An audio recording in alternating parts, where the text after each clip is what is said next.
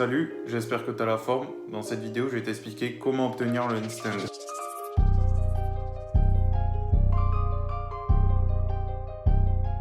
Concernant la bonne position à avoir pour tenir le handstand, il va falloir déjà se grandir un maximum pour être suffisamment gainé.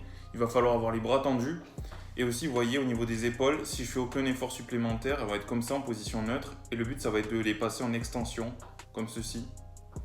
Donc il y a une légère différence. Et en fait, ça va permettre d'avoir plus de stabilité et plus de force. Ce qu'il faut comprendre, c'est que personne n'est capable de tenir un équilibre parfait. La différence entre un niveau débutant et confirmé, ça va être la capacité à corriger les erreurs de déséquilibre. Donc moi, j'appelle ça le rectangle de correction, c'est-à-dire qu'autour de votre position d'équilibre, vous allez avoir un rectangle imaginaire. Et si vous avez vos pieds dedans, en fait, vous allez être capable de vous rajuster et de rejoindre vos positions d'équilibre. Et en fait, plus vous allez vous entraîner, plus vous allez agrandir cette zone. Et c'est pour ça qu'il y en a, à force de s'entraîner, ils sont capables de faire des hollow back handstand, des press handstand et même des flags. Corriger ces déséquilibres en handstand, ça demande de la force au niveau des doigts, mains, avant-bras et épaules. Je vais te montrer concrètement qu'est-ce qu'il faut faire pour créer et exploiter cette force. Concernant le handstand sur le sol directement, alors, si vous basculez de ce côté avec vos doigts, vous allez faire pression sur le sol pour essayer de basculer de l'autre côté. Et si vous basculez de ce côté, ce que vous allez faire, c'est avec votre paume de votre main et le bas de votre main surtout, essayer de faire pression sur le sol pour essayer de basculer vers l'avant. Ensuite, concernant le handstand sur para, donc juste ça, si y en a qui se demandent, c'est du tape. Là, j'ai pris du tape de raquette de tennis, ça fait l'affaire. C'est pas mal pour bien agripper, pour en trouver pas cher à Decat. Donc, pour les paras, ça va être un peu le même principe. Alors, il va falloir ici, donc vous allez tenir votre para.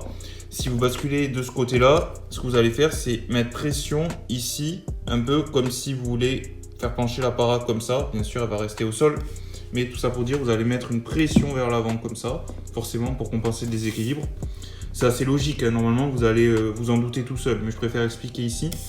Et après, si du coup vous basculez de ce côté-là, ce que vous allez faire, c'est pression de l'autre côté. Ici, comme si vous voulez faire ça avec la para. Bien sûr, elle reste au sol. Un excellent exercice pour mettre en pratique ce travail au niveau des doigts et des mains, ça va être de faire des handstand back to the wall, donc des équilibres dos contre le mur, où avec vos pieds, vous allez essayer de rejoindre votre position d'équilibre et maintenir cette position d'équilibre grâce au travail au niveau des doigts et des mains, selon si vous êtes sur sol ou para. Et c'est là en fait que vous allez former la force nécessaire pour maintenir un handstand. À partir d'un certain moment, tu vas vouloir travailler le handstand sans mur et tu n'as pas envie de te faire mal. Donc pour ça, tu vas développer un réflexe qui va te permettre de tomber sur le côté plutôt qu'en arrière. Donc pour ça, tu vas en fait lancer ton handstand et quand tu vas voir que tu bascules trop en arrière et tu vas pas pouvoir te rattraper avec la force dans tes doigts et tes mains, ce que tu vas faire, tu vas créer un léger déséquilibre d'un des deux côtés. Et pour créer ce déséquilibre, tu vas essayer de lever une de tes deux mains. Et en fait, tu vas tomber sur le côté au lieu de tomber en arrière. Au début, tu peux avoir un peu peur de le pratiquer sans mur, donc je te conseille de démarrer avec un mur.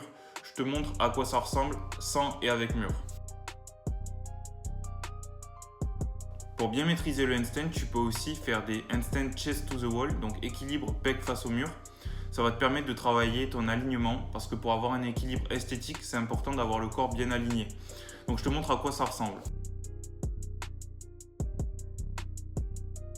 Concernant la durée des entraînements, moi je te conseille 20 minutes, c'est pas trop mal. Ne fais pas des entraînements trop longs, sinon à la longue tu peux te faire des blessures articulaires au poignet comme des tendinites.